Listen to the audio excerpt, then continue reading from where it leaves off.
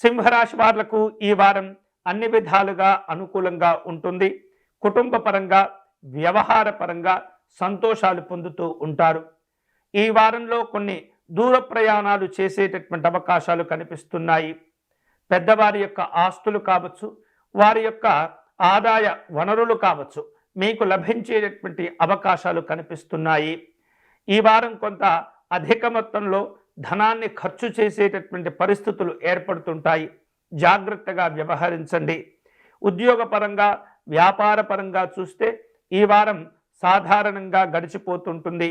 అయితే ఆరోగ్యపరంగా కొన్ని ఇబ్బందులు వచ్చేటటువంటి సూచనలు కనిపిస్తున్నందున మీ ఆహారపు అలవాట్లు, మీ దైనందిన జీవితపు అలవాట్లను జాగ్రత్తగా రూపకల్పన చేసుకునేటటువంటి ప్రయత్నం చేయండి. అలాగే రాత్రి ఎక్కువసేపు మెలకువగా ఉండకుండా త్వరగా విశ్రాంతి తీసుకునేటటువంటి ప్రయత్నం చేయండి. ఈ ఆహారపు అలవాట్లే ఈ వారం కొంత మిమ్మల్ని ఇబ్బందులకు గురి చేసేటటువంటి అవకాశాలు కనిపిస్తున్నాయి. నేత్ర సంబంధమైనటువంటి ఇబ్బందులు కావచ్చు, తలనొప్పితో కూడుకున్నటువంటి సమస్యలు కావచ్చు, కొంత వేధిస్తూ ఉంటాయి.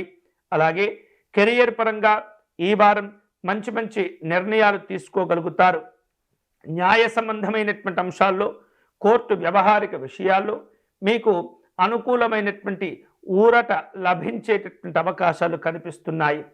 వ్యాపార రంగంలో ఉన్నటువంటి వారు నూతనంగా పెట్టుబడులు పెట్టేటటువంటి ప్రయత్నాలు చేస్తుంటారు.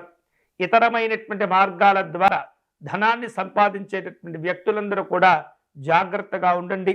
తొందరపడి ఆశలకు పోయి లాటరీ, జూదముల వంటి వాటిల్లో ధనాన్ని ఎటువంటి పరిస్థితుల్లో కూడా మీరు పెట్టుబడిగా పెట్టకూడదు.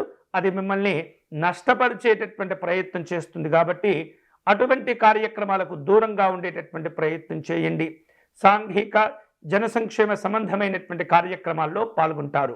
ఈ వారం ఈ సింహరాశి వారు ఇబ్బందులను దూరం చేసుకొని శుభ ఫలితాలు పొందేందుకై ఆంజనేయ స్వామి వారిని ఉపాసించటం మంచిది. నిత్యము కూడా స్వామివారి దండకము, హనుమాన్ చాలీసా పారాయణం చేసుకుంటూ ఉండటం ద్వారా కొన్ని రకాల ఇబ్బందులు మీకు తెలియకుండానే దూరం అవుతూ ఉంటాయి. కొన్ని ఈ యొక్క స్తోత్ర పారాయణం వలన మీకు శుభాలు కలిగేటటువంటి అవకాశాలు కనిపిస్తున్నాయి. ఆంజనేయ స్వామి వారికి నమస్కారం చేసుకోవటం, సాష్టాంగ నమస్కారం చేసుకోవటం ద్వారా ఎన్నో శుభ ఫలితాలు పొందవచ్చు.